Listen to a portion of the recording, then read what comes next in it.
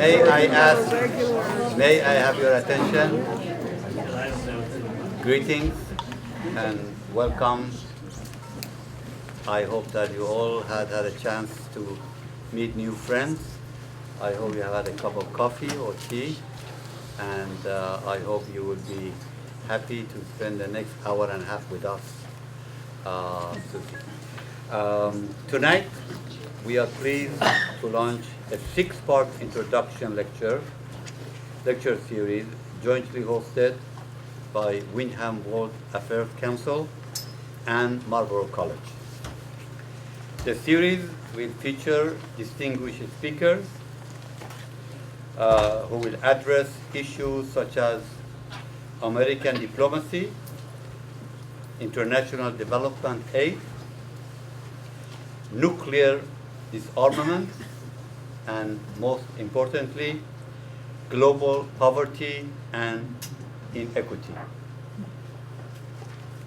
Tonight, it is my great pleasure and honor to introduce our first speaker in the series, Dr. Kevin Quigley, President of Marlboro College, who will enlighten us on, this is the question, and you will have plenty to hear and plenty to learn.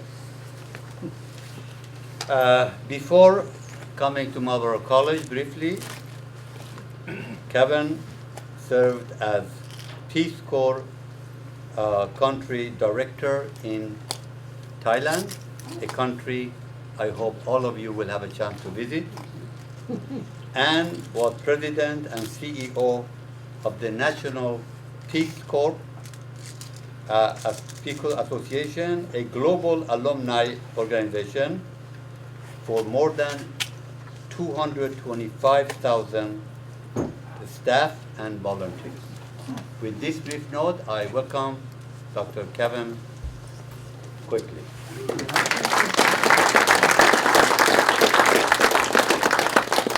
Thank you very much, and thank you all for coming. It's really a treat, and I'd like to provide you a little context for this seminar, and then talk a little bit about Peace Corps as one of the ways that we can engage with the world. There are lots of others, but use Peace Corps as an example for how we might engage with the world. And I've got a PowerPoint with some things to share for about 25 minutes or so, and then we'll get to the really interesting part of the evening, your questions and comments. But first, I want to just pay respect and acknowledge all the Peace Corps volunteers in the room. Can you just stand up so we can acknowledge all of you? Yeah, thank you. Yeah. Look at that. Thank you. That's fabulous. UN volunteers. UN volunteers too, yes, a fraternity, right? And UN volunteers, which is the United Nations volunteer program, that in many ways was part of the inspiration for the Peace Corps. So thank you, a special welcome. And I also want to ask the Marlboro College students to stand up, because here we are in the Marlboro College building in Brattleboro, right? So the students, yeah. And I've got a number of my Marlboro College colleagues and lots of neighbors and friends, so it's really wonderful to be with you here tonight. So what is this course about, and why am I doing it? Because I don't have enough to do with my day job. So when I came to Marlboro, I said I wanted to do lots of things, but one of the things I wanted to do was to find ways to bring the world to Marlboro and to bring Marlboro to the world. So this is an expression of that, an initial fulfillment of that commitment. And this seminar, it's called Engaging the World, and there are 6 seminar discussions that take place on campus with our students, followed by a meal with the speaker. So unfortunately tonight, the students got stuck with me. We did go to Thai Bamboo. We had a great meal. They let me show off, speak a little Thai. They had no idea what I was talking about. I gossiped a lot about him, but that's between those of us who know Thai and them. So anyhow, and then after that, we're come down here for this lecture, and we're delighted to be doing this with the Windham World Affairs Council, and thank you for this opportunity to partner with you. So that's the context of the course, kind of the academic. The broader context is the world we're in. I think on the Marlboro College campus, like other places in Vermont and around the country, has felt a great sense of unease, uncertainty, aware that we're awash in a sea of turbulence, and trying to think of how do we move forward. So in that way, I think this course is pretty timely. It's thinking about how do we engage in the world. And we just had our first seminar on Wednesday night. We began talking about a framework to think about engagement in the world. Each of us as individuals can engage in the world in a whole variety of different ways. There are institutions out there that engage in the world. Governments engage in the world. And I'm really pleased that we have two speakers who will talk about how their countries engage in the world. One is someone named Patrick Murphy, who's a graduate of Brattleboro High School, UVM, then was a Peace Corps volunteer in Cameroon, and now he's the Principal Deputy Assistant Secretary for Asia and the Pacific. And so he's right in the bullseye. Think about issues related to China, Korea, Taiwan, Japan. That's Patrick's responsibility. And another is Ambassador Pisan Manawapat, who is the Thai ambassador to the U.S.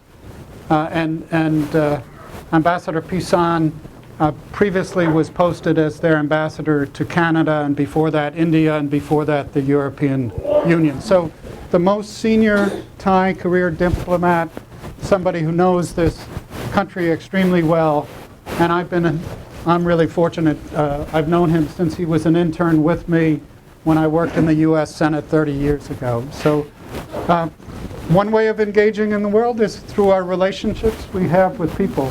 So again, I'm talking Peace Corps, and in particular this idea of service. Now there are other forms of service besides Peace Corps, military service, missionary service, but I'm just talking about Peace Corps. And when we get in the discussion, we can talk about other forms of service. UNV service, another really exemplary example. So let me just quickly go through some of these things. And when I first suggested it, this title, An Idea Whose Time Has Come, we did this before the elections. So I just want to try and be current and say, and gone. Who knows what this new administration will do with something like Peace Corps and what they're doing in lots of other areas. I just don't know, and I'm not sure anybody really knows. So, yeah. So a brief history. All my Peace Corps friends know, founded by John F. Kennedy, led by his brother-in-law, Sergeant Shriver.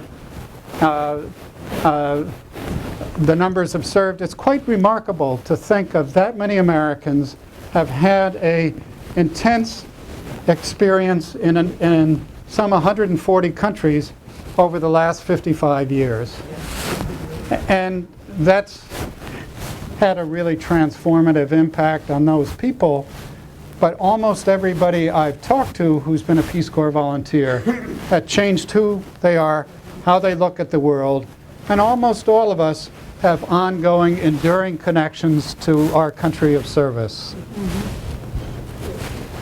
So, when it was started, it's hard to believe how big and bold an idea that the Peace Corps was. Sending Americans, mainly young Americans, if not young, like Lillian Carter, former President Carter's mother, went, and she was 67 or 68 when she went to India.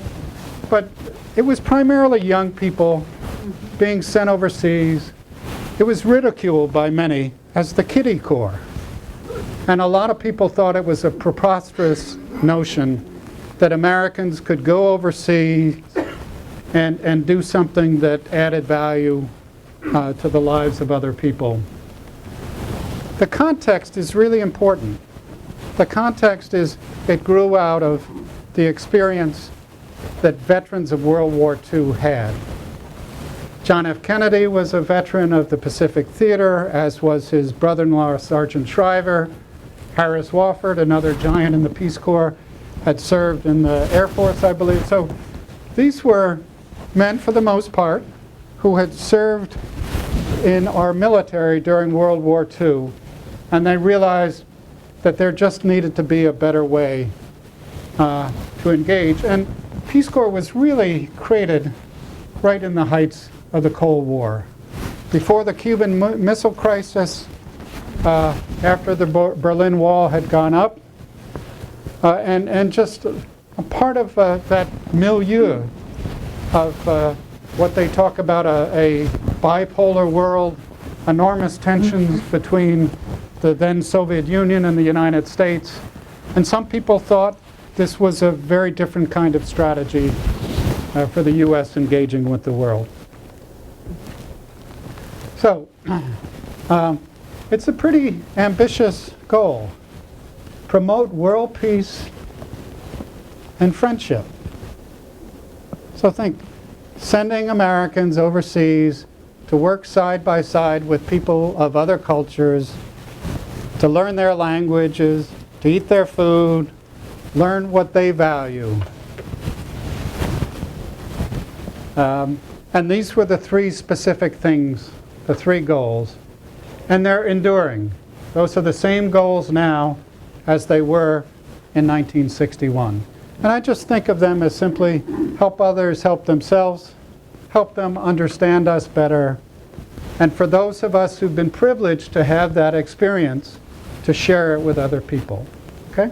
So in effect, maybe I'm doing that tonight, sharing some of my experiences, and as others who've had Peace Corps experience share what they learned, what they did in so many different ways.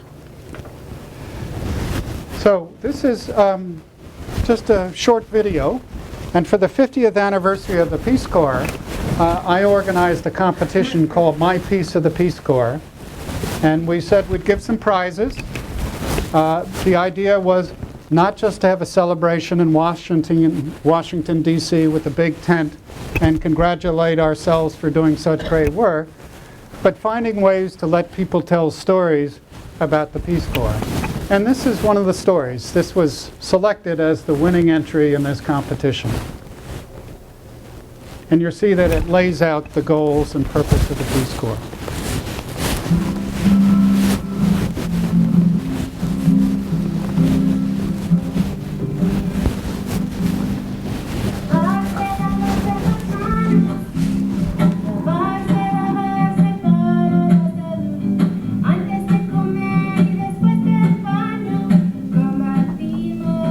Primer Persiles, el lugar, Honduras, Copán, La Yohoa, Tela, La Ceiba, Utila, Yuscará, de mi pueblo, y el Cabán. A jolly house filled with burning soils, ovens, rich coffee, dirt roads, the dancing, the music, the delicious food. The work, the schools teaching English and leadership skills. In town, joining veterans' aids and women's empowerment, forming small businesses for local economic development, promoting civic participation and transparency in the communities, expanding ecotourism, protecting and sharing the natural beauty of Cabañas with people from all over the world. Ser parte, la gente, the people, the most important piece of my experience, who I now consider family and friends. Of life. They took me in and taught me everything I needed to know. How to speak, to eat, to live. Maria, Patricia, Carlos, todos mis amigos. It's true what they say. As a Peace Corps volunteer, you get way more than you could possibly give. For me, Peace Corps was a life-changing experience. The place, the people, and what we accomplished together will forever be part of me. But what I learned, most importantly, is that we're just a small piece of something much, much bigger.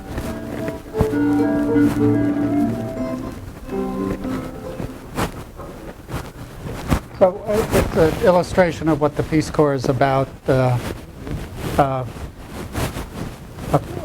a purpose connected to people in a place.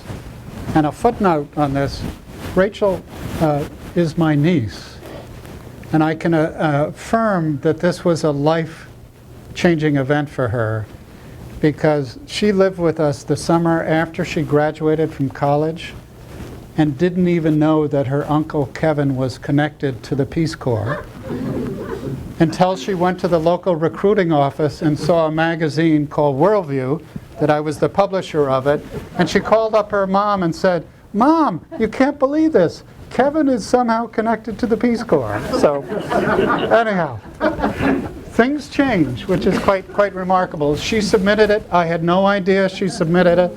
My colleagues, they had a jury. It was blind. They came in and said, "Look who the winner is."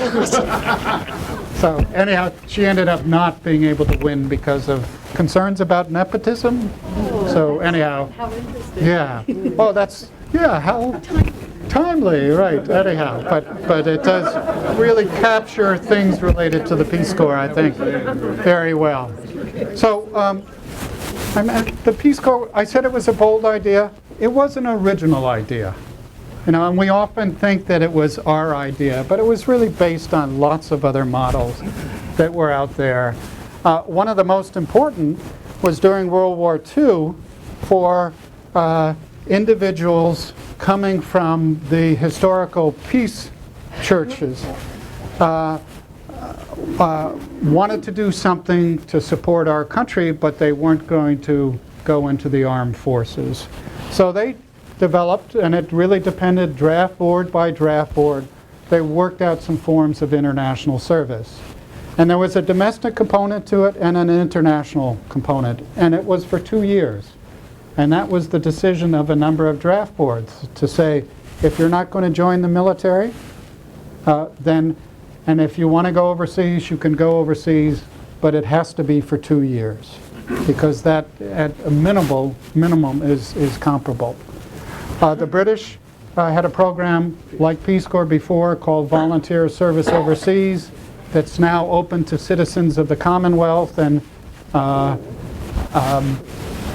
but they really developed this model of a 2-year program with intensive language training, and I know many of us in this room know a lot of that early training was done at the School of International Training, as well as Peace Corps had a phenomenal partnership with American colleges and university, where in its early days, almost all of the training was done on university campuses in this country. And I think we need to get back to that model.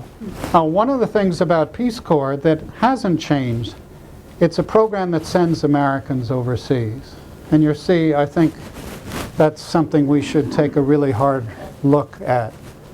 And its model is essentially static. It hasn't changed in the 55 years. Though Peace Corps 20 years ago created a short-term program called Crisis Corps and Peace Corps Response. And this sends initially former volunteers back on short-term assignments, often in response to a natural disaster, being involved in reconstruction. But that's a really small program, and it's just come into being in the last 2 decades. So this is Peace Corps' kind of mission statement at this point. So for those of us who were Peace Corps volunteers some years ago, does anything kind of jump out at you in terms of that language?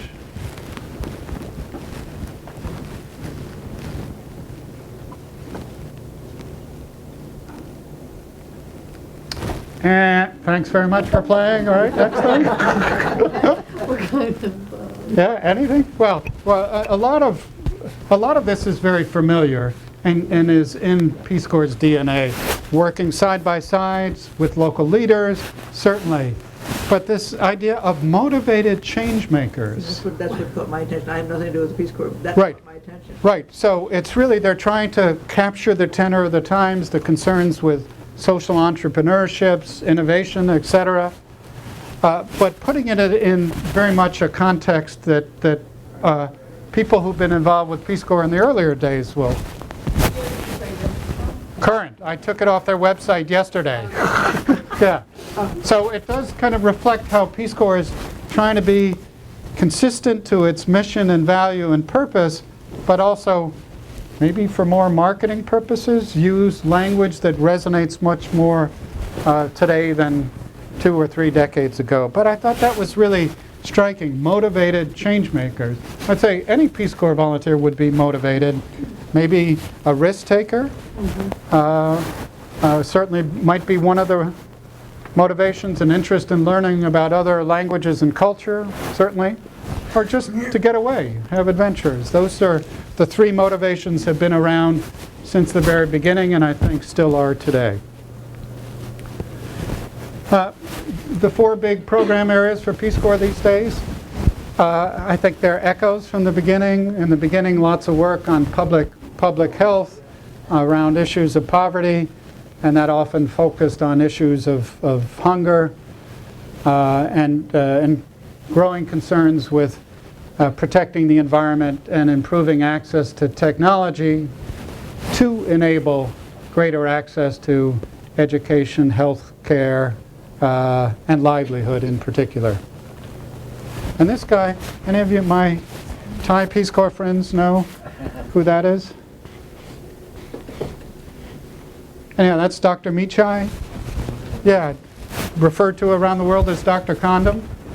He developed really probably the most successful public health education program around HIV/AIDS in the early 1990s. And I made him an honorary Peace Corps volunteer, so he was very excited. I gave him a little Peace Corps badge. A lot of it, I think in Peace Corps, that we often find that it's an incredible opportunity to learn about others. And this was an event, it's a Muslim boarding school in the south of Thailand. And its chairman of the board is a guy named Surin Pitsawan, who was the former foreign minister and the secretary general of the Association of Southeast Asian Nations. But most importantly, he was taught by 2 Peace Corps volunteers who helped him take the exam to be an American Field Service student. I know that's a little irreverent, close to the experiment in international living. Yes, right. Well, I was an AFS student, not an experimenter, but Dr. Surin was an AFSer. And he asked me to come to, they had a town meeting where they gathered Muslim leaders, Muslim educators in the south of Thailand to come talk about education and to try and encourage their families to agree that their children should learn foreign languages, particularly English, and that they should travel. And I include this because 10 minutes before I got up on the podium, Dr. Surin whispered to me, he said, "I think you should get up there and speak, Kevin. Talk about the importance of learning foreign languages." And none of them spoke English. So, and you should talk for about 20 minutes. So I did. And I started in Arabic as a greeting there. But things often, it's a great opportunity to emphasize the importance of learning. Now, if you hadn't seen the last slide, you might not know where this is. But I think one of the lessons that we learn as Peace Corps volunteers in ways that it's hard to in other contexts is that we all come with a whole set of assumptions. And in many, many cases, if not all cases, things aren't quite what you've seen. what they're seeing. So Thailand is a country that's 99% Buddhist. And this is a school in Thailand, in Surat Thani. Oh, sorry, Nakhon Si Thammarat. Yeah, so in the south of Thailand. And he's the former foreign minister, Dr. Surin Pitsuwan, who's a graduate of Harvard.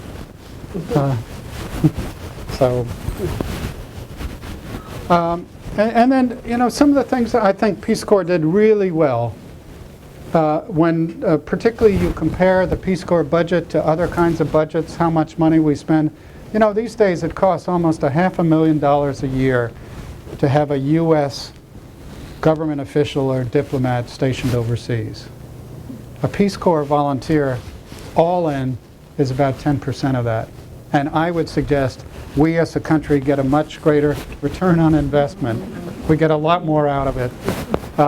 And there's a lot of great evidence and for the students, some of this is reflected in that reading I gave you about a call to service, is that for people who've had this kind of exposure to Peace Corps service, they're much more inclined to become engaged in public service in all forms, whether or not they serve on their town select boards, whether or not they serve on the Board of Education, whether or not they run for office, they become local, state, federal officials, they become educators, nurses, social workers, folks who put others before themselves.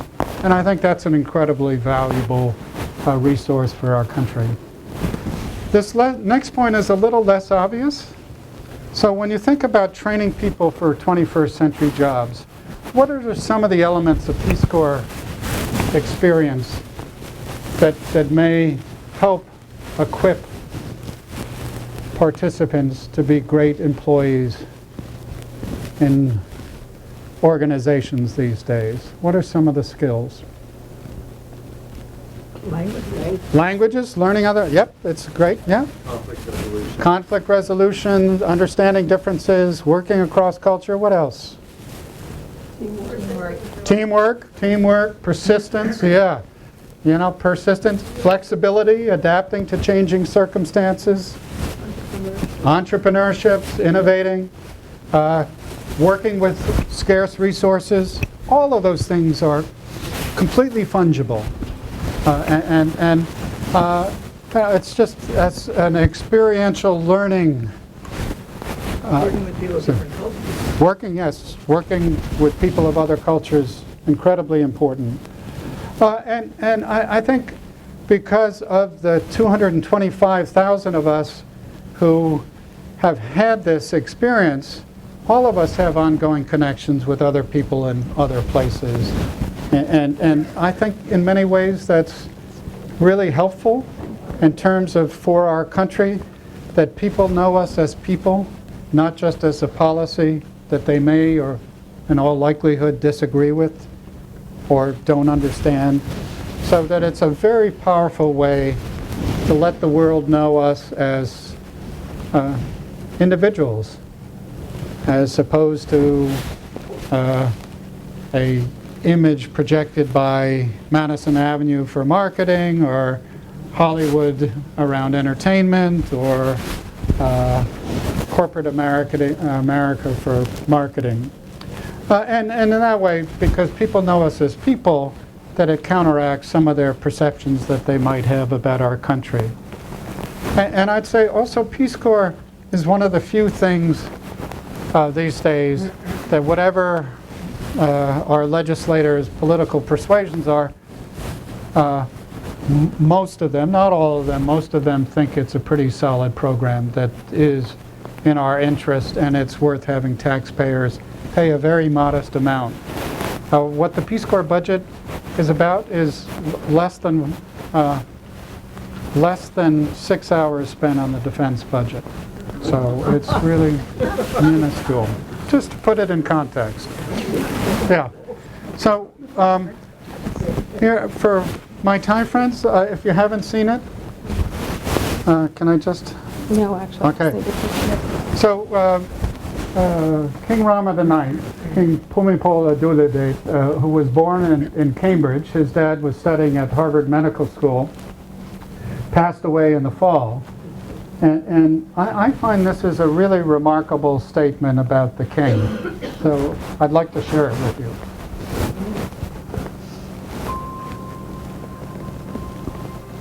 And the king was on the throne longer than Queen Elizabeth.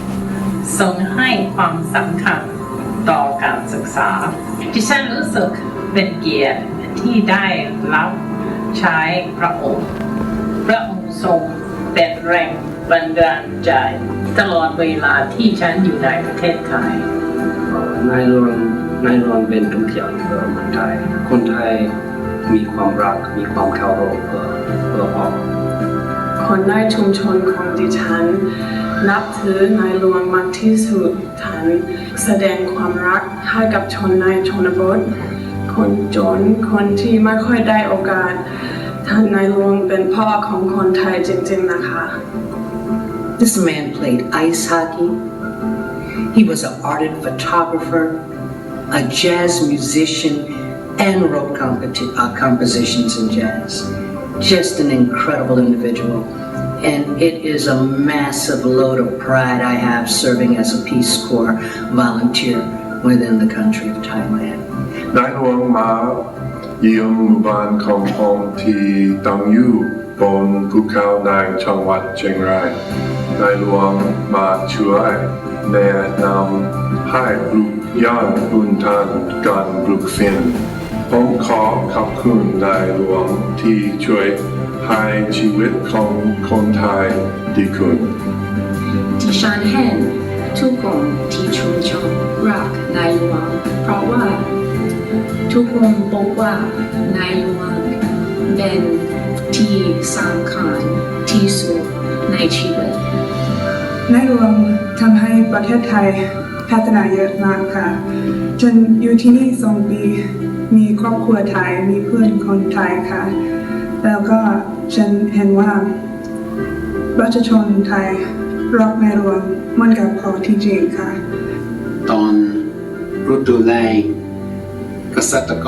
รรดน้ำที่สวนผักและนาข้าวจากอ่างเก็บน้ำในโครงการพระราชดำริเกษตรกรภูมิใจเพราะเขารู้สึกว่าดูแลและบำรุงรักษามาจากในหลวงของเราการเข้าเป็นอาสาสมัครที่จังหวัดกาฬสินธุ์ฉันได้พบเด็กนักเรียนที่ไม่เคยมีโอกาสเท่าไรและที่ฉันได้รับแรงบันดาลใจจากในหลวงเพราะว่าฉันเคยเดินทางไปสถานีไกลๆตอนนี้ฉันเป็นเจ้าหน้าที่ในด้านการศึกษาที่สถานทูตสหรัฐฉันพยายามแจกทุนการศึกษาให้เด็กทั่วประเทศค่ะ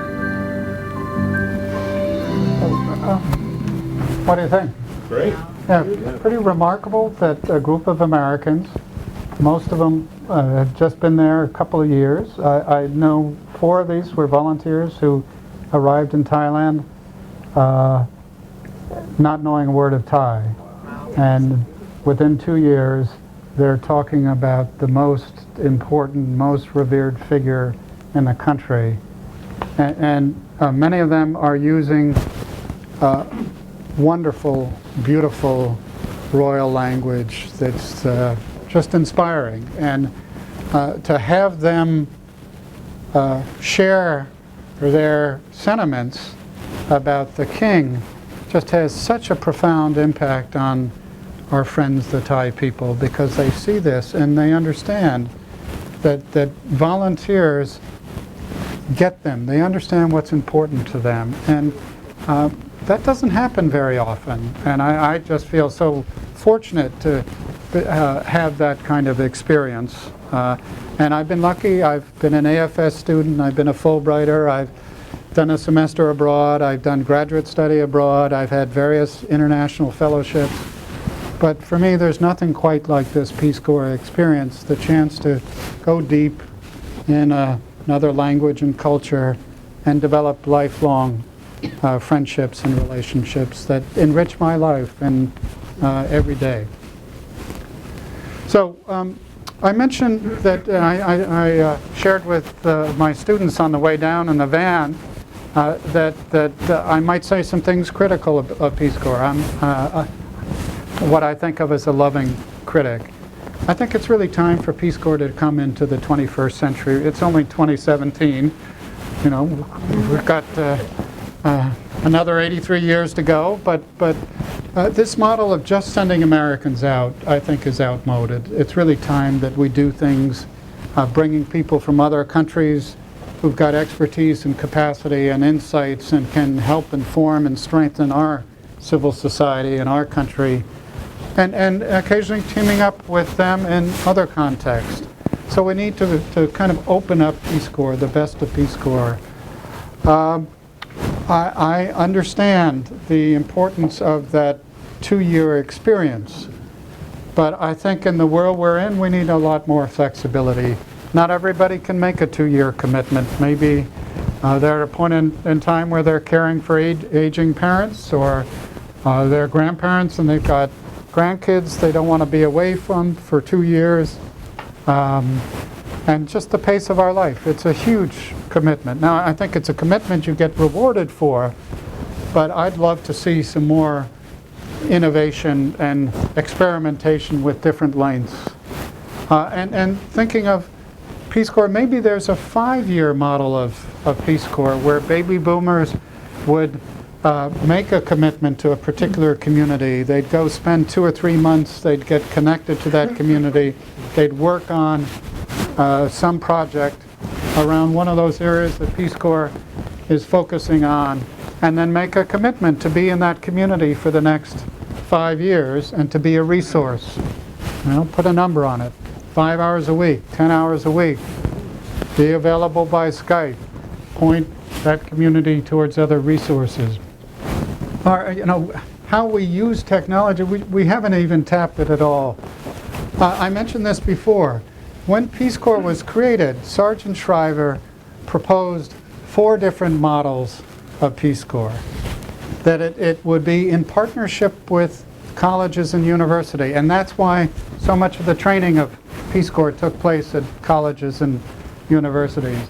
It'd be done with churches, faith-based organizations, recognizing many of them had programs where they sent out missionaries who had language skills and became integrated into communities in other places.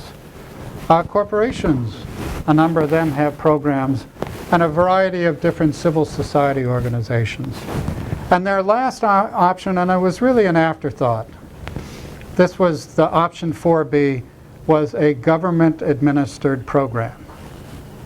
And Sergeant Shriver really didn't want that, but that became the default position, that it be a government-administered program. And I think we just, that's too narrow, too limited, that this is a point in time where lots of other organizations bring enormous resources and capability to address the big issues around HIV, around expanding technology, around public health, around education, and they should be tapped. They should be partners to a much greater extent. I also think that Peace Corps needs to find ways to be in places where the need is greater, both from a human development point of view as well as from a national interest point of view.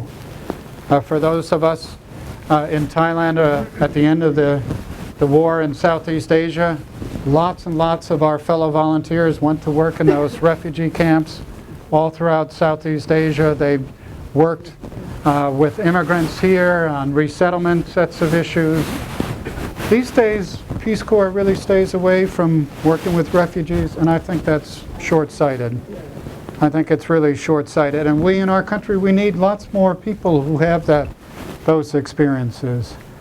You know, in a time when we have a president who bans Muslims from coming to our country, I think we need many more Peace Corps volunteers working in predominantly Muslim countries, learning Arabic, learning how to work in societies.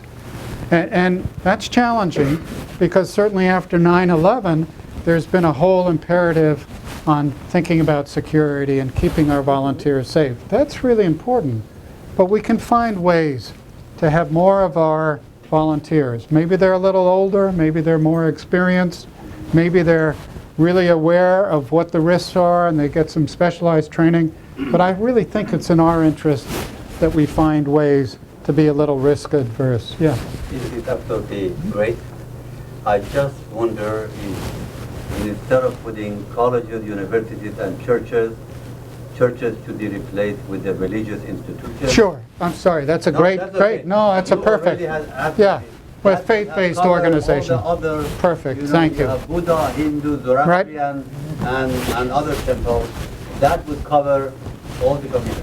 Thank you. Just for the Thank you. Much appreciated. And then, like all things, we really have to be much more rigorous in assessing what's working, what's not, and then refining or eliminating based on what we learn. So, okay, and it just, this was his exhortation to all of us, serve. And I like this with this quote too, because this means all of us can serve. And it doesn't have to be through Peace Corps, it doesn't have to be overseas, it can be right here in Brattleboro and Windham County. And that process of serve makes us much more human. I think that's what Dr. King meant.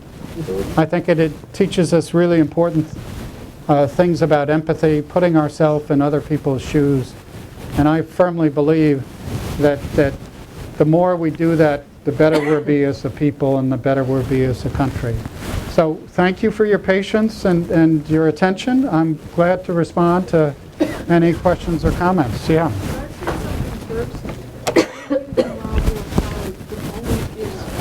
Oh, you're very welcome. Thank you.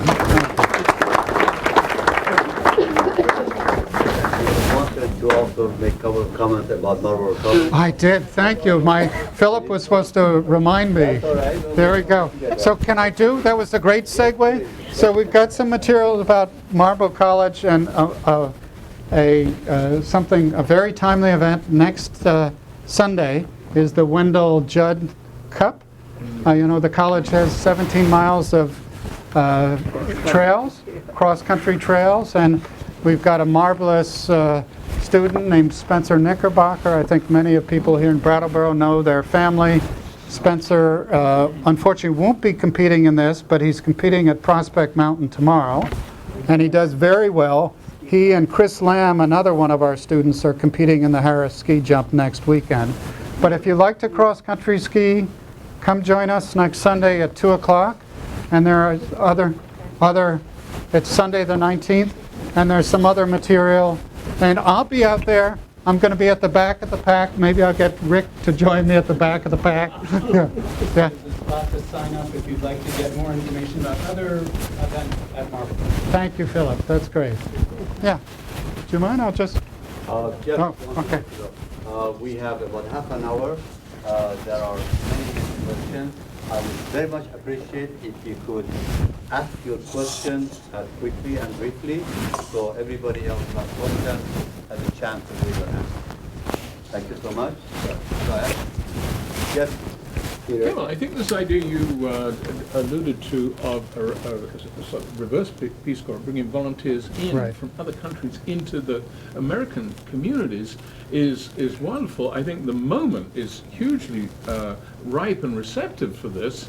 It's one way that, as people are talking afresh about acting at the community level, is how we can offset some of the direction that we don't like. And I could see a really warm response for this. Is it getting talked about? In Washington? There is a small program that started about 10 years ago, and it used exactly your term. And would you just say your name? My name is Peter Sears. Peter, okay, great.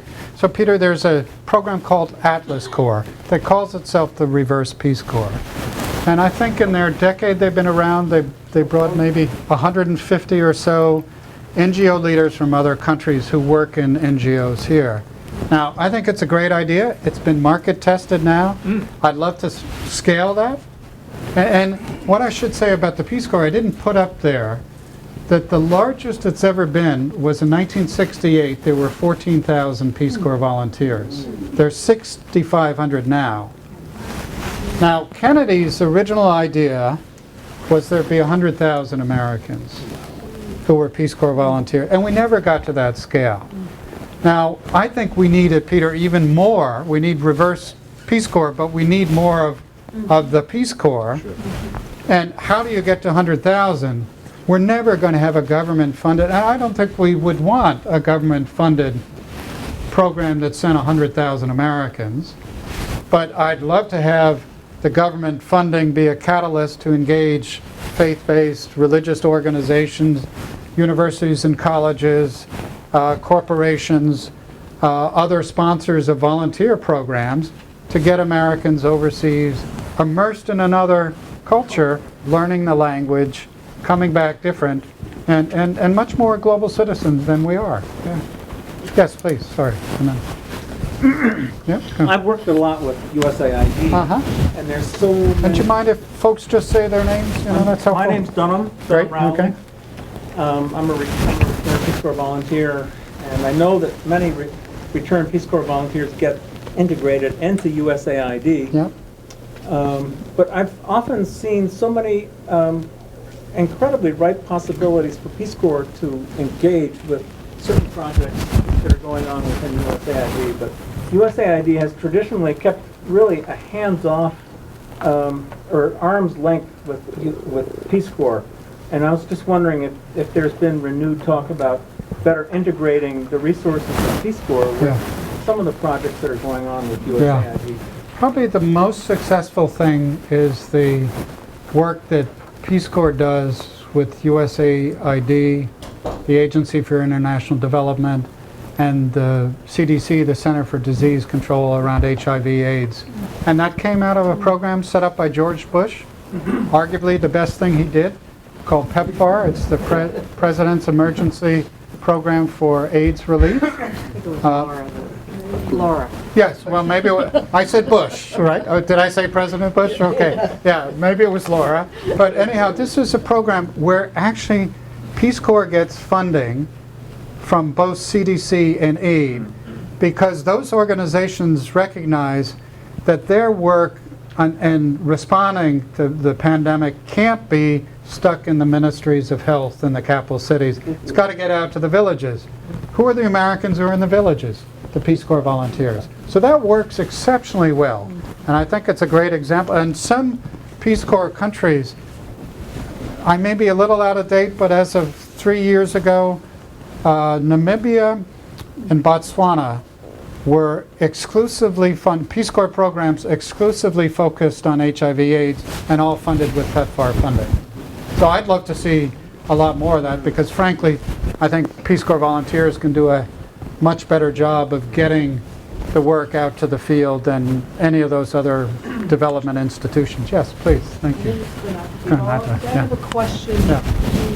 In the list of what should be done, the last point was evaluation and assessment. And that brought up a question in me. I don't know if you know the video, Shut Up and Listen. Yep.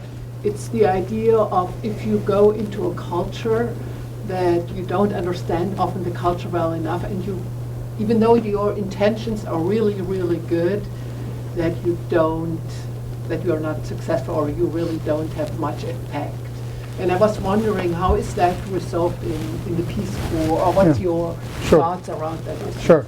Well, I think it's incredibly important that myself included as a Peace Corps volunteer, you go into training highly motivated, you want to make a contribution, you want to make a difference, and then you fall on your face because you're like a newborn infant. You are completely clueless. You can't do anything. You can't even communicate your most basic needs, and you make so many cultural faux pas. It's not even funny. But our communities are amazingly tolerant. They have extraordinary patience. And if we're attentive, we begin to learn that. And we do train around that, part of the cross-cultural training. For that first 3 months, it's language cross-cultural training and adapting your skills and experiences to that particular context. But it's a process, you know, I thought for me, I'd learn it in 2 years, forget it. You know, it takes a lifetime. It really does take a lifetime. But what's so distinctive about it is it's a program designed for us to try and meet our community partners on their terms, as opposed to we're going to impose our ideas or we're going to tell you how it's got to be done. And that humble starting point that begins with observation and attentive listening is critical to the success that volunteers have, if we have it at all. Yes, please. When I was a volunteer, I'm Liz. Hey, Liz. Thank you. Mauritania in 2003, agroforestry. So agroforestry in the Sahara. And I kind of felt there wasn't a whole lot of money for Peace Corps projects. And at first that was frustrating. You know, the Belgian and the French and the German NGOs would kind of make fun of us for not having budgets and cars. But to what degree that was maybe a purposeful decision that you can't just reach out and get money and photocopiers and so on, and you have to make alliances and figure out one small thing that might be helpful. How deliberate or accidental might that have been in the planning? Yeah, I think it was accidental, and then it became purposeful when they realized, hey, this works. For the others, if you come in and you have a pot of money and you've got a car and you've got access to technology and computers, and then your community perceives, okay, this is the bank, instead of, oh, this is a partner, and you know, I'm not sure. So they have to kind of try and figure you out what you're trying to do, and I think that has an enormous impact. And then when Peace Corps volunteers can tap into some resources, it has to come through a community-led process. Yeah, a partnership based on one of the community assessment tools that you have to do jointly. So we teach the tool in training, and then they go out and practice it. And I think you really don't expect any results to come back for at least that first year, if at all. And frankly, for me, you know, whether or not you actually completed a forestry project in Mauritania with your community partner is not all that important. For me, I think the fact that you lived there, had that experience, developed those relationships with those community, and developed a set of skills, I think that's incredibly important. As if the work were an excuse or a vehicle. You do it as well as you can, and as competently as you can, but it felt like it was an excuse. And I'm definitely in the minority on that. I think the Peace Corps, when you look at their goals, helping others help themselves, help them understand us better, and share that experience, two of those three big goals since the beginning are about cultural exchange. But there's so much pressure to go about the technical assistance because we can assess more of that, and you know, the funders, the legislators, that's what they want to know. Okay, you know, what are you doing, and are you delivering on your plans, and evaluating and assessing? Incredibly important. But I think it has to pay attention to what are some of those other benefits. Yes. My name is, excuse me. My name is Jim. I was a Peace Corps volunteer in Korea. What's the current buzz in Washington, D.C., you know, when the current administration figures out what the Peace Corps is doing and where they are, like in China and in Russia and in other places that aren't highly advertised? Yeah, so I don't think they know that there is a Peace Corps, and I don't think they know where it is. So it's going to take them some time, and it will probably, you know, take them, I don't know, 9 months, a year before they appoint a director or something. It's just my guess. You know, with President Obama, it took him 9 months to appoint a director. He certainly knew Peace Corps. We met with then Senator Obama and Senator McCain in New York on September 11th, 2008, and it was the only joint appearance. They talked about service, and we got a commitment from both candidates to increase the size of our volunteer programs, AmeriCorps, Vista, and Peace Corps. So they knew, and it took Obama 9 months. So I wouldn't hold my breath for the Trump administration to think about it. Now, Putin kicked Peace Corps out of Russia. I think that was at least 6 years. They're in China. It's highly localized, and it just teaches English, just teaching English in college settings, mainly in the South. So it's a pretty small program. I think they'd be surprised. Oh, we have Americans living in China, supported by the government. I think that will be eye-opening for them. Maybe if you don't tell us to come, you'll never find out. Maybe. Yeah. Okay. I think we should send Trump to a Muslim country as a volunteer. Okay. Very good. Yeah. I don't think they take it. Yeah. Question or comment? Yeah. Yeah.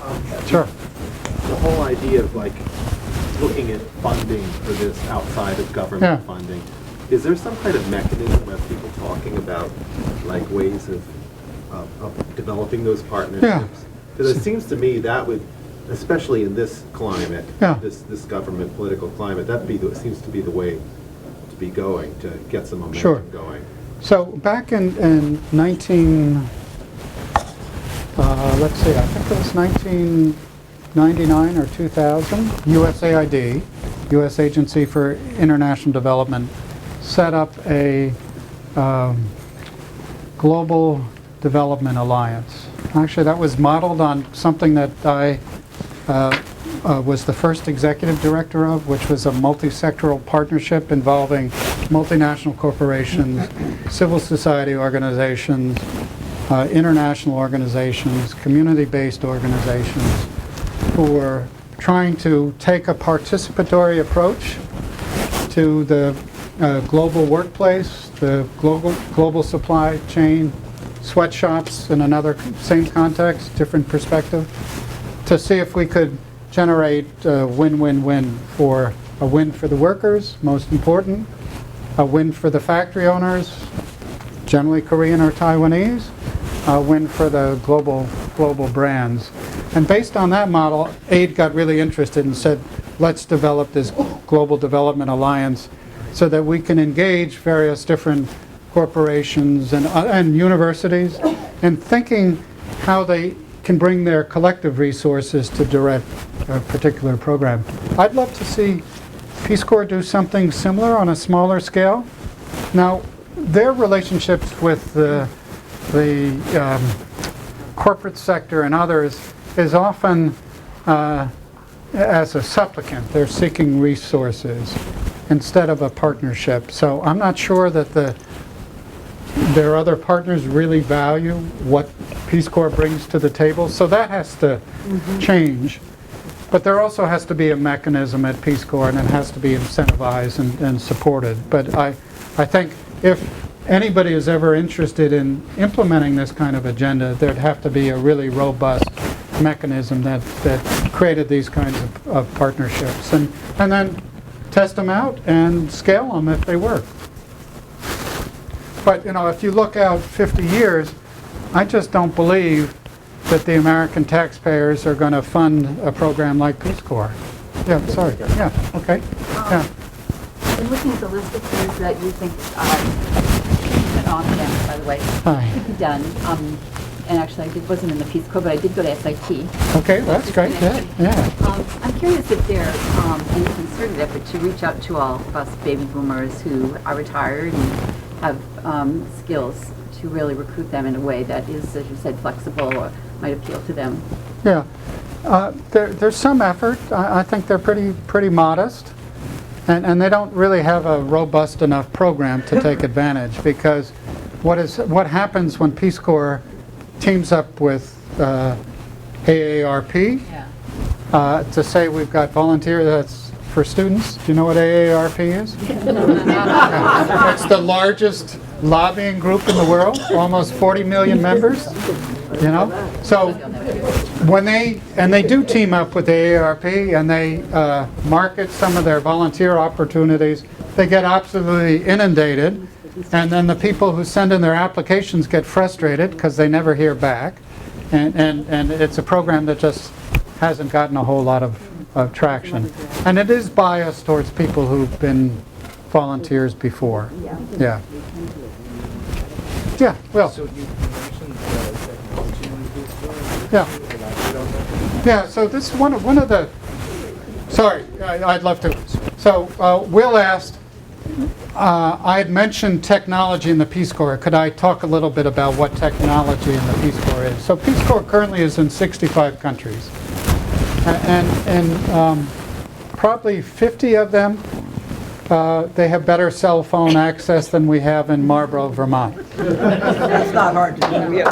Oh, come on. We got great cell phone access. You just have to stand in the visitors' parking lot, right? Or down to the laundry room. Right, in the laundry room, that's right. There are a couple of places on campus, yeah. So a lot of countries, they have much better cell phone connection than we have. They have better Wi-Fi systems than we have. They've just grown up. They never had landlines and all these other things. They kind of just leapfrogged over them. You know, a place like Korea, when you were a volunteer, then you just think of the contrast in 40 years, right? I mean, it's just phenomenal. They are so much more advanced, more connected than we are. And that's true of quite a number of Peace Corps countries. But there is an interest in understanding how to use technology better, and in many contexts, they understand English is key. So there's that association of teaching English around computer competence. Yeah. This is just a thought came to me. The older people are living longer and retiring and in good health, much better health and so on. That would not some of those people be interested in offering their skills back? Yeah. Yes, very much so. But I don't think support. we have a program that works for them because it's 27 months. And it may take 6 months to a year to apply and be accepted. And I mentioned that, you know, depending on your circumstances, I know a lot of grandparents who'd say, I just don't want to be away from my grandchildren for the next 27 months. Okay. Your great-grandchildren, right, yeah, okay. But I'm just saying that maybe, no, not everybody would, but people who, okay, now they're maybe go into retirement. Right. They've been in whatever they've been in for 50 years and they're tired of it, would be... Peace Corps does heavily recruit them. So in Peace Corps Thailand, so I left there to come here in 2015, we had about 150 volunteers, and 15% of them were 50 and older. So, and all those had retired from other things, and they were doing Peace Corps. And the oldest in Thailand was 74, but the oldest globally was 84, 85. So there's no upper limit. In the last 10 years, there was somebody who was in their 90s. It's a question of health and commitment. Yeah, right. As time goes. Right, that's right. But I think we have to have a program that's a little more flexible than the way it is. Yeah. But you do say that the short-term specialized opportunities, right? That's right. Very few? They're very few, and there is a bias towards people who've been Peace Corps volunteers, and those are really looking for very specific skills, often reconstruction after the tsunami in 2004 or a hurricane or something. Yeah, please. And then I'll go to Roman in the second half.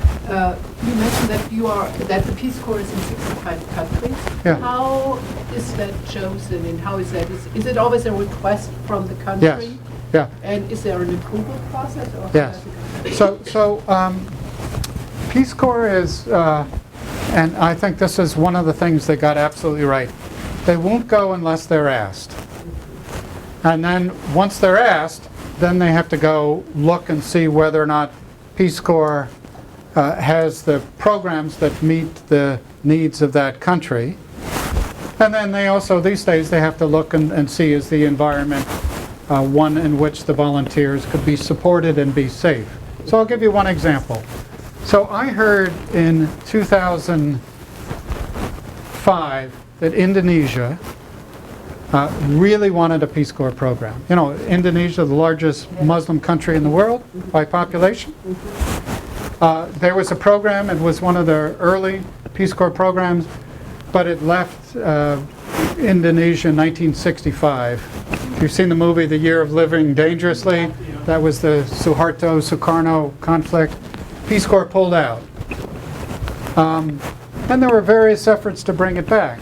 So I learned from the Indonesian government, some very senior officials, they said, we want Peace Corps. So I'm not working for Peace Corps, but for the alumni. I went to the director of Peace Corps and said, I've heard Indonesia's really interested. And they said, oh, that's great. And I said, and I can connect you to the last Peace Corps country director, a guy named Alex Sharkov.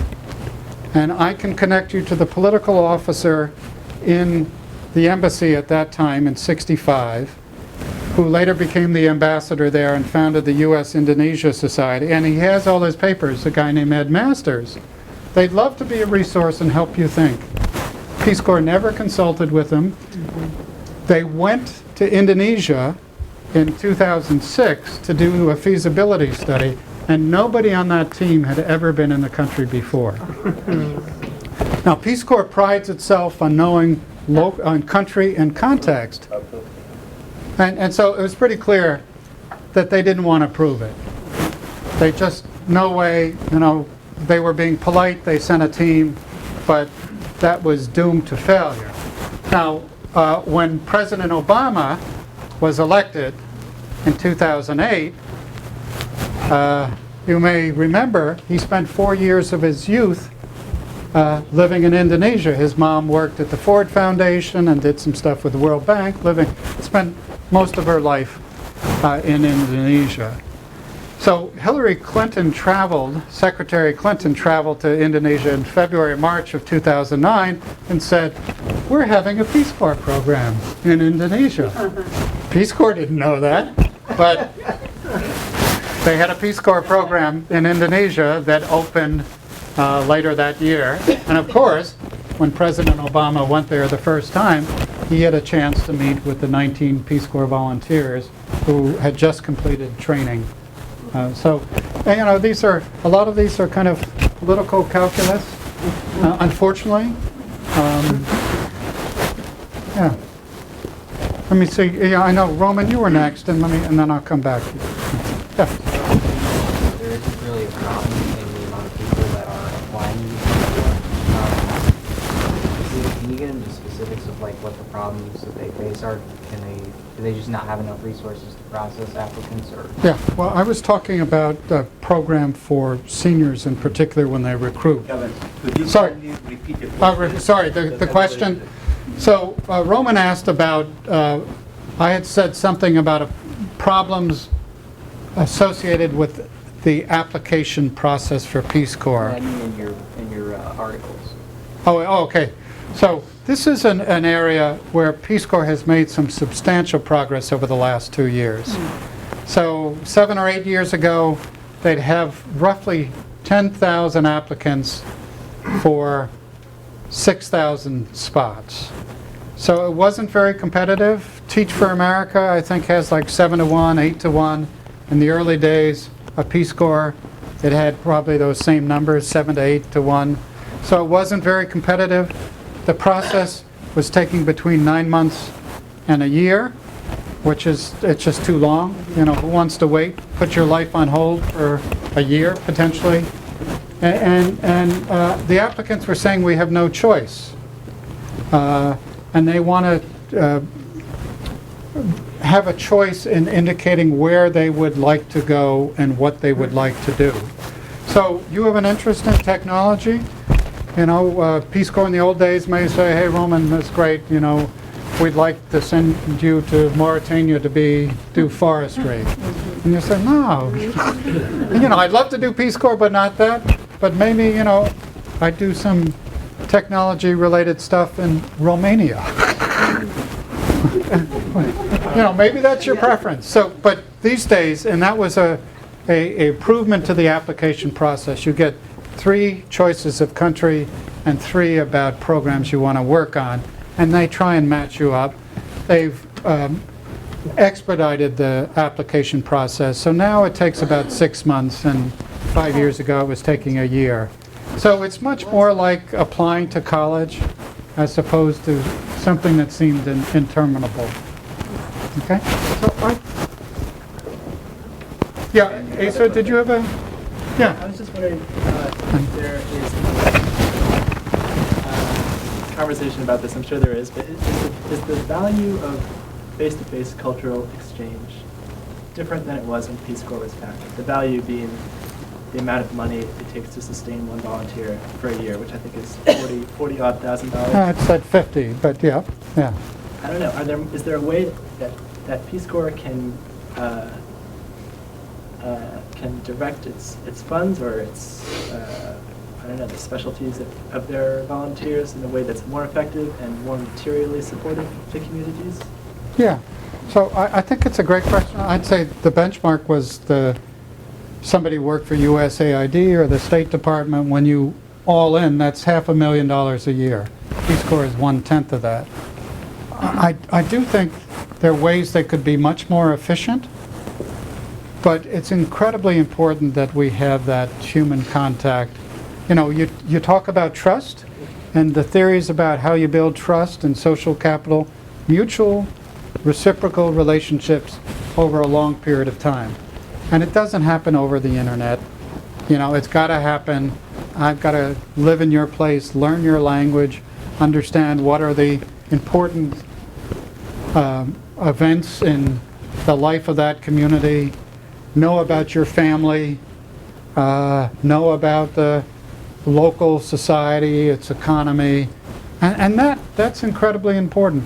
Do we need 1 million people a year? I'd love to have that many Americans, and I think it would be a much wiser investment and much more likely to make us secure than what we spend on the military. When you think on the military, yeah, so we spend more money on our military than the next 16 countries combined. And are we safer? I'd say no. So I'd like to just give me 10% of that, spend it on the Peace Corps, and we can do it in a whole variety of ways, and I think we'd be much safer and happy country. And maybe that's a good point to end? Yes. Is that a good point to end? Okay. Anyhow, thank you for the opportunity.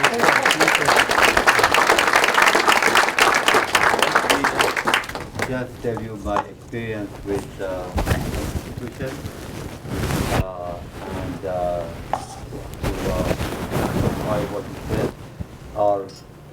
Our deficit is $7.8 trillion. Yep. And it's augmenting every day. Yep.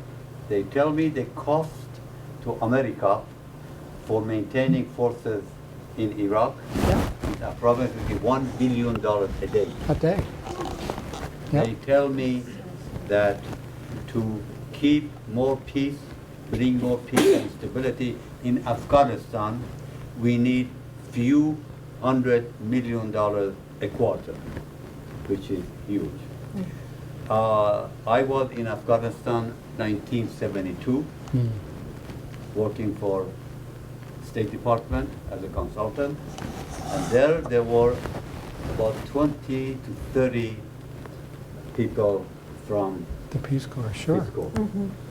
And they were achieving more, and at that time they had a king, and they were knowledgeable, they were excited. They had really made America and American government almost holy to the king and to the government. I had a project that I was going, and they went totally against my project. Doesn't work. I didn't listen to it. Well, I was a very small kid, but they had informed the US government, those who came out and worked for the State Department, that Soviet government cannot last in Afghanistan. They will be overthrown, and they had given 150 reasons, all accurate, because there are so many different cultural variables there, and they had emphasized that let the Soviets be there until they are kicked out. And they were kicked out, as you all know. Unfortunately, US should not have gone there. They have gone there, and now they want to spend billions of dollars more to bring peace to a country they don't understand. The people in Peace Corps understood, gave the right advice. Very, very unfortunately, we did not listen to them, and the State Department listened to them. Yes, ma'am? Here's the boss. Go ahead. I was just going to say, maybe the Peace Corps' motto should be, you can catch more flies with honey than with vinegar. Okay? Great. Well, anyway, we are going, please, we have 5 more speakers during the next 5 months. They are all information here available there. You can read all about them. If you have not signed to be on our mailing list, a list is there, you can add your name to it. If you want to become a member and pay few hamburgers, cost a few hamburgers a year, you can be a member, and that would be $35. Okay, 25. That is hot dog, not hamburger. So with that, we thank our speaker for his achievements in life and for his contribution to our society. And we hope we can bring peace and harmony to the world the way we can. And this is the beginning of that. Great. Thank you very much.